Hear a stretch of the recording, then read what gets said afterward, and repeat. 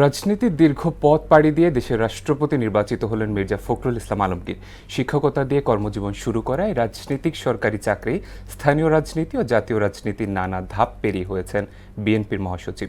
সংসদ সদস্য, প্রতিমন্ত্রী হিসেবে দায়িত্ব পালনের পর এবার দেশের সর্বোচ্চ সাংবিধানিক পদে তার অভিষেক। মধুর ক্যান্টিন থেকে বঙ্গভবন মির্জা ফখরুল ইসলাম আলমগীরের এই দীর্ঘ পথ চলার খবর জানাচ্ছেন মফিউর রহমান। ছাত্র রাজনীতি দিয়ে পথ চলা শুরু, এরপর শিক্ষকতা, সরকারি চাকরি, স্থানীয় ও জাতীয় রাজনীতি। দীর্ঘ এই পথ পেরিয়ে বাংলাদেশের রাষ্ট্রপতি মির্জা ফখরুল ইসলাম আলমগীর। ১৯৪৮ সালের ২৬শে জানুয়ারি ঠাকুরগাঁওয়ে জন্ম তার। রাজনৈতিক পরিবারে বেড়ে ওঠা। বাবা মির্জা রুহুল আমিন ছিলেন আইনজীবী, রাজনীতিবিদ ও সাবেক মন্ত্রী। চাচা মির্জা গোলাম হাফিজ ছিলেন জাতীয় সংসদের স্পিকার ও সরকারের মন্ত্রী।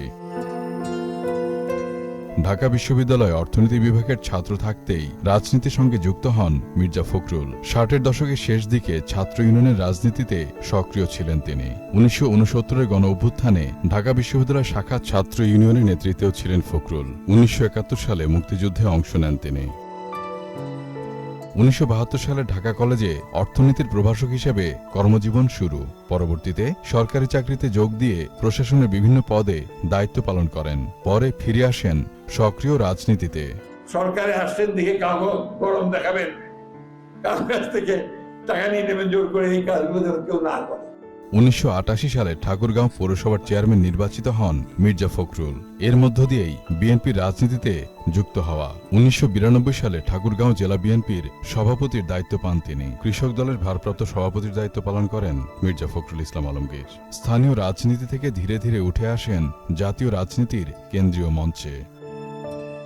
২০০১ সালের জাতীয় সংসদ নির্বাচনে ঠাকুরগাঁও ১ আসন থেকে সংসদ সদস্য নির্বাচিত হন ফখরুল।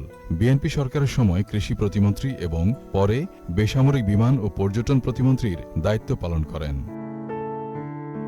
২০০৯ সালে বিএনপির সিনিয়র যুগ্ম মহাসচিব এবং ২০১১ সালে ভারপ্রাপ্ত মহাসচিবের দায়িত্ব পান তিনি। ২০১৬ সালে আনুষ্ঠানিকভাবে বিএনপির মহাসচিব নির্বাচিত হন। এরপর প্রায় এক দশক দলের অন্যতম প্রধান মুখ হিসেবে রাজপথের আন্দোলনে ভূমিকা রাখেন এই ত্যাগী নেতা। গণতন্ত্রকে প্রাতিষ্ঠানিক রূপ দেয়া, আসুন আমরা সেই চেষ্টাটা করি। বিরোধী রাজনীতির কারণে একাধিকবার মামলা, গ্রেপ্তার ও কারাবাসী হন মির্জা ফখরুল। পরবর্তীতে রাজনৈতিক পট পরিবর্তনের মধ্য দিয়ে আবারও সংসদে ফেরেন তিনি। দায়িত্ব নেন স্থানীয় সরকার, পল্লী উন্নয়ন ও সমবায় মন্ত্রণালয়ের। আর এবার রাজনীতির সে দীর্ঘ পথ চলার নতুন ঠিকানা বঙ্গভবন।